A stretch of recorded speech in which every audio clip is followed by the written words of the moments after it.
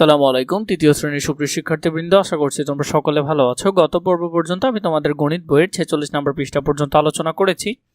ধারাবাহিকভাবে আলোচনা করছি যাতে তোমরা সহজে এই ভিডিওগুলো খুঁজে পাও।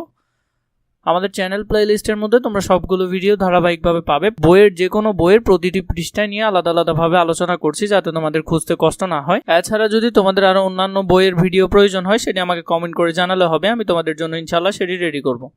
প্রথমে দেখো 47 নম্বর পৃষ্ঠায় কি বলেছে আমাদেরকে। তাসিন 13টি লাটিম কিনতে চায়।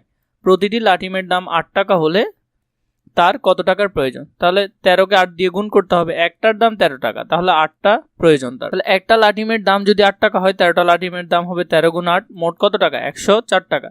তাহলে তাসিনের 104 টাকা প্রয়োজন। দ্বিতীয় নম্বরে দেখি আমরা কি বলেছে, দাগ টেনে মিল করি। এখানে একটি করে দেওয়া হলো, সেখানের মধ্যে হলো 14 গুণ 1। 14 একে কত হবে? 14 একে হবে 14। তাহলে 14 কোথায় আছে? 14 আছে এখানে, আমরা মিল করলাম। 14 দুগুণে হলো 28। 3 14 কত? 3 14 হলো 42। 42 কোথায় আছে? 42 আছে শেষে। 4 14 কত? 4 14 হলো 56, যেটা করে দেওয়া আছে। এরপর হলো 5 14 কত? 5 14 হলো 70।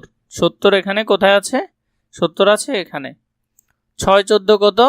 6 14 হলো 84। 7 14 কত? 7 14 হলো 7 14 98। 8 14 হবে কত? 112। এরপরে 9 14 কত? 9 14 হলো 126। 10 14 140। এভাবে করে তোমরা এটা মিল করে ফেলতে পারো। এর পরবর্তীতে দেখো কি বলেছে, নিচের ছবিগুলো গুণ করে খালি করে লিখি। এখানে আমরা গুণ করে করে কি করব? খালি করে লিখব। যেমন 5কে 12 দিয়ে গুণ করলে 5 12 60। 12কে 2 দিয়ে গুণ করলে 12 দুগুণে কত হবে? 24 হবে। 12কে 1 দিয়ে গুণ করলে 12 একে 12 হচ্ছে। 12কে 7 দিয়ে গুণ করলে 7 12 কত? 7 12 84 হচ্ছে। 6 12 কত হচ্ছে? 6 12 হচ্ছে 72। তারপরে 12কে 3 দিয়ে করলে 3 12 36। 8 12 হবে 96। 4 12 48। 5 12 60। 9 12 হলো 108।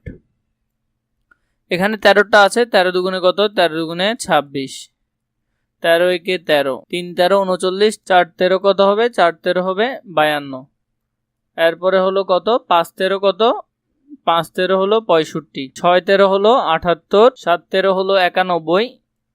8 13 হলো 104। 9 13 হলো 117। এরপরে দেখো পরের পৃষ্ঠা যদি আমরা দেখি, এখানে কি বলেছে, 15 এর ঘর পর্যন্ত গুণ করে নিচের ছক পূরণ করি। তাহলে 13 গুণ 5 বা 14 গুণ 11 এর মতো গুণের নামতার ঘরে গুণফলগুলো আমরা এখানে লিখি। এরপর দেখো 11 12 13 14 15 এই নামতাগুলো আমরা এখানে ফিল আপ করবো। সহজে যদি আমরা এখান থেকে দেখে ফেলি, এখানের মধ্যে দেখো 11 এর ফুল নামতাটি আছে। 11কে 11 11 দুগুণে 22 3 11 33 4 11 40 5 11।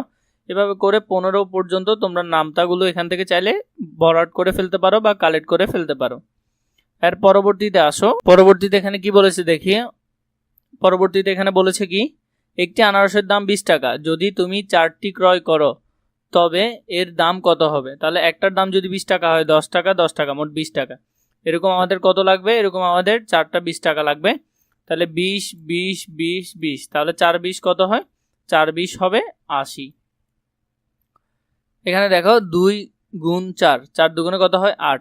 এভাবে করে তুমি 4 দুগুণে 8, 0 0 বসে যাবে 80।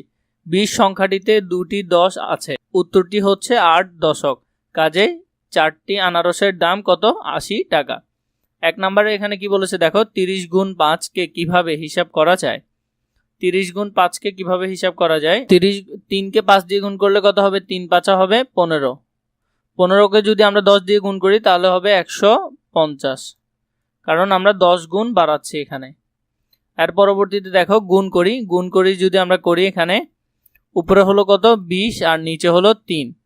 3-এর শূন্য শূন্যটা বসে যাবে। 3 দুগুণে কত হচ্ছে? 6 হচ্ছে। তাহলে এখানে উত্তর হবে 60। এবার দেখো 40 গুণ 2। তাহলে যেখানে 40 লিখলাম 2, 2-এর শূন্য শূন্য বসে যাবে। 4 দুগুণে কত? 8। তাহলে হলো 80। এবার দেখো এখানে শূন্যটা শূন্য বসে যাবে। 4 3 4 কত? 12, 12 12 বসে যাবে আর এখানে শূন্যটা থাকবে। এদিকে আছে 50। আমরা যদি এটা করি 50 আর নিচে 6, 6 0 0 বসে যাবে। 5 6 কত? 30। তাহলে হবে 300। আমি আর লিখে দিচ্ছি না, তোমরা এটা করে ফেলিও।